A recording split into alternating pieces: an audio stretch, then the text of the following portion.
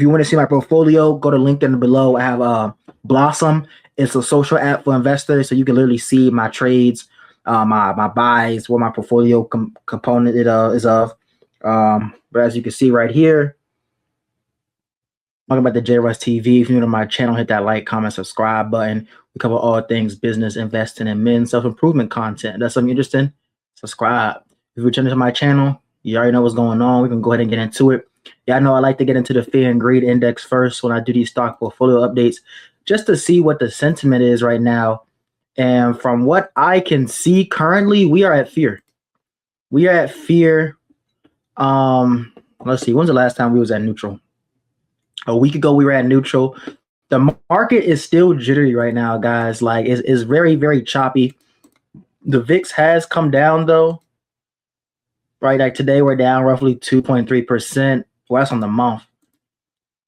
On the day, we're down 3.3% on the VIX, which is pretty cool. But considering that most tech investors are down for the month, for the year, really, it's like down about 6.5% for the week, about 2.34% on the month, which is okay. But me personally, I still want to see more go down a lot more. So let's get into the portfolio review. On the week, we're down 3.25%.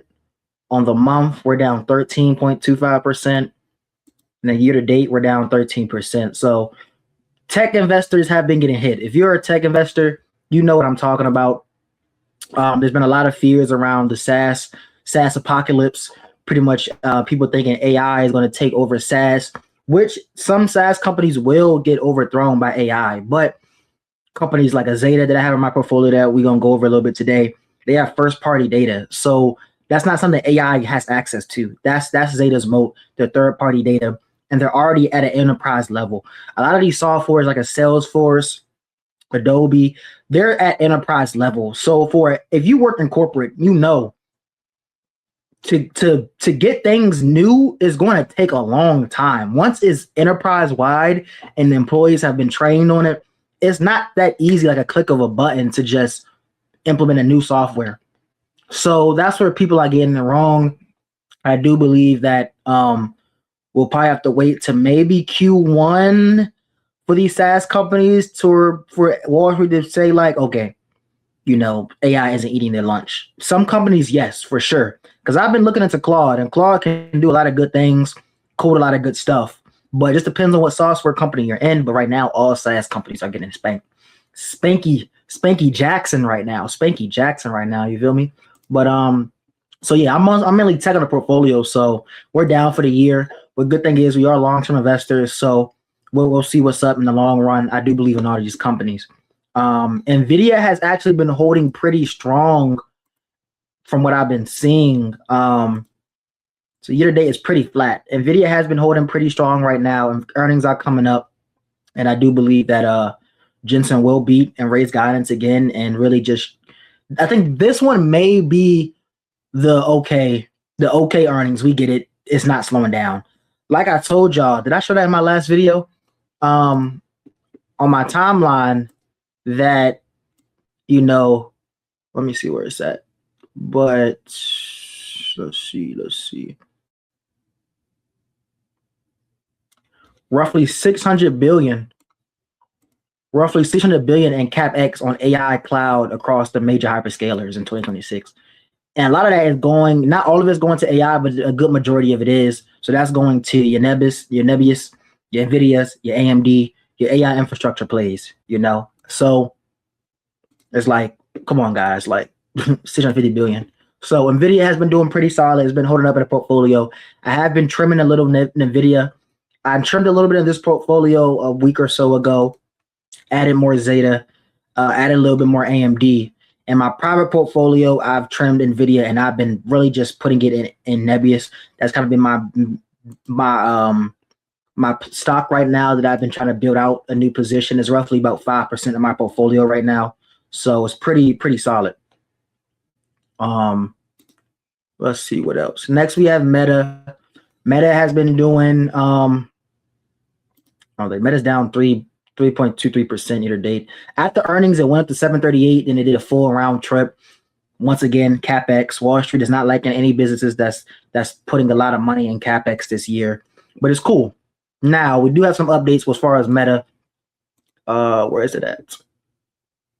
Right here. Was it this one?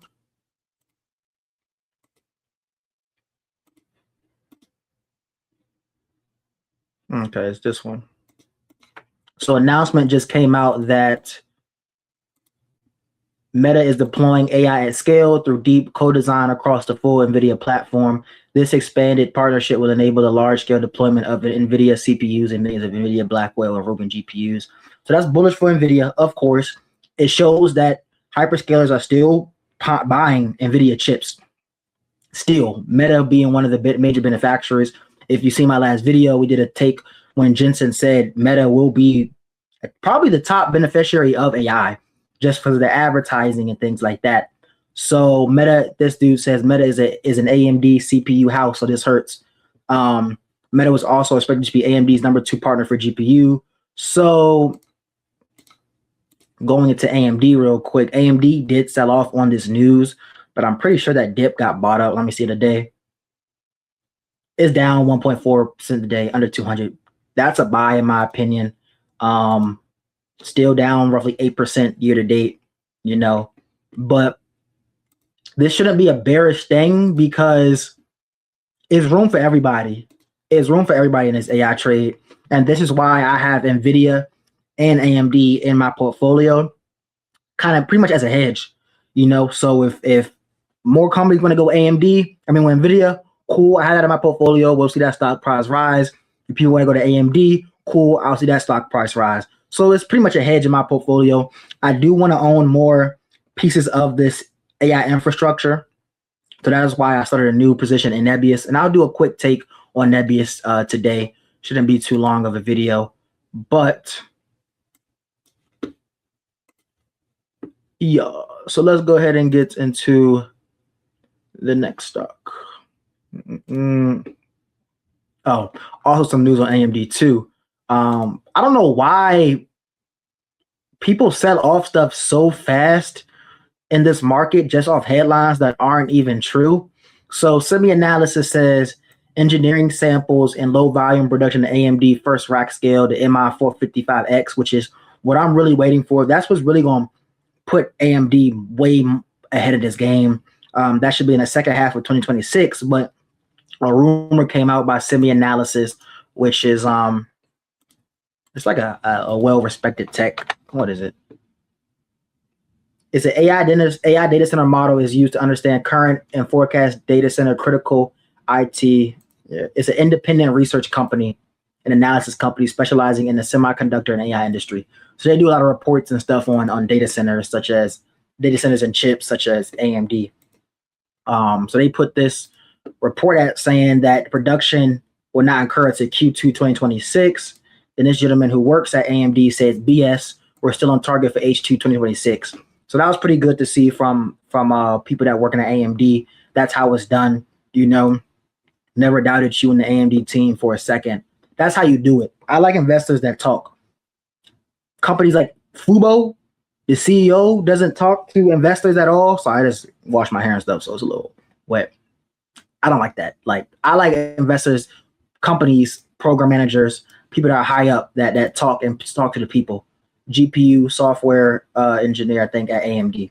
Shout out to him for pushing that info out, getting the story straight. But yeah, we still holding. I'm not really selling. The only thing I sold out was HIMS, and that was a good move for me because HIMS is that is a falling knife right now, guys. If you've been following the portfolio for a while, you would have seen I had HIMS in this portfolio, but I sold that falling knife. Glad I got out of that. I really just didn't understand the healthcare space that much. I just reassessed my position. I don't know too much about healthcare. There's a lot of regulations, a lot of sticky tape, a lot of lawsuits. I don't have time for that. So I sold out of it. I'm not married to any stocks. Zeta has been getting Spank E. Jackson. Now I'm still up 24%. It had a good day today, up to $19.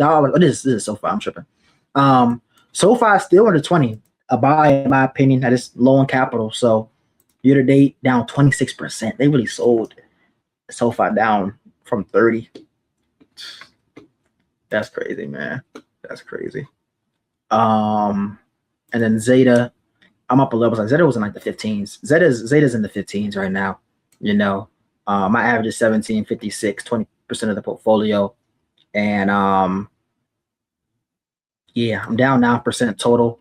Still a buy in my opinion. You know, year to date is down 22%. Past month, 20%. Past 3 months, 5%. So earnings for this is coming up in about a week. So I will be doing a little recap on that for you guys. And then lastly, I do just want to do a quick take on one of my new positions, Nebius, and their recent earnings report right here. So you're not following me on X, JRuss23X. Said, like what I'm hearing on Nebius earning call, started a position last December and now a 5% position. So if you're not familiar with Nebius, it is a neo cloud full stack data center play. So essentially they have the software for people to run their AI workloads on there. They have the infrastructure, so they have GPU rentals, and they have networking, so they can connect all the clusters together. Still learning about this company, but I like doing videos on this so I can pretty much just regurgitate, learn. This is how I learn, you know what I mean? Creating these videos, doing these recaps. For y'all, whoever's watching, nobody might watch, you feel me? But it's also for me too, to help me become a better investor. But let's look at this snapshot right here. So this company's a little different because they're one, everything is going up and to the right, which I like. But also, we have to judge this company off of an ARR, so annual revenue rate. So year end 25 was well above guidance. So they got it in November 2025. They got it for roughly 900 million to 1.1 billion in ARR. The actual was 1.25 billion. That's amazing in 2025. Now for year end 2026, guidance is up over 7x year over year. This is hyper growth. This is crazy. They did 1.25 billion in ARR in 2025. They're guiding for 7 to 9 billion in 2026. That's a 7x, guys. Annualized run rate revenue, you know. So this is so essentially companies come to Nebius to run their AI workloads on their clusters, their data centers, things like that. But they have to rent it out. So essentially it's recurring revenue every year. They have to rent it out. If someone leaves, that capacity becomes open, someone else can come and take it. They're completely sold out. They're sold out, point blank, period. They don't even have enough capacity to serve all their clients. They're raising capacity guidance for year end 2026. So November they had roughly 2.5 gigawatts. They're aiming for 3 gigawatts, 3.0 gigawatts, which is a lot of electricity. It's a lot of power. You need power to power these data centers. You know what I mean? You don't have power, you can't run them. So they have to expand their power. Now it says here, scaling capacity to seize a leading global AI cloud position, contracted capacity expansion plans. Most capacity from our new locations will come from their own data center. So they already have continued global expansion with focus on the US. So in 2025, they did 7 sites. This year, 2026, they're looking to do 16 sites. That's a double up, you know? New Jersey, Alabama, Missouri sites. So they're expanding capacity. This is what we like to see. And all this is being funded by hyperscalers. So like the Meta, Microsoft contracts already locked in.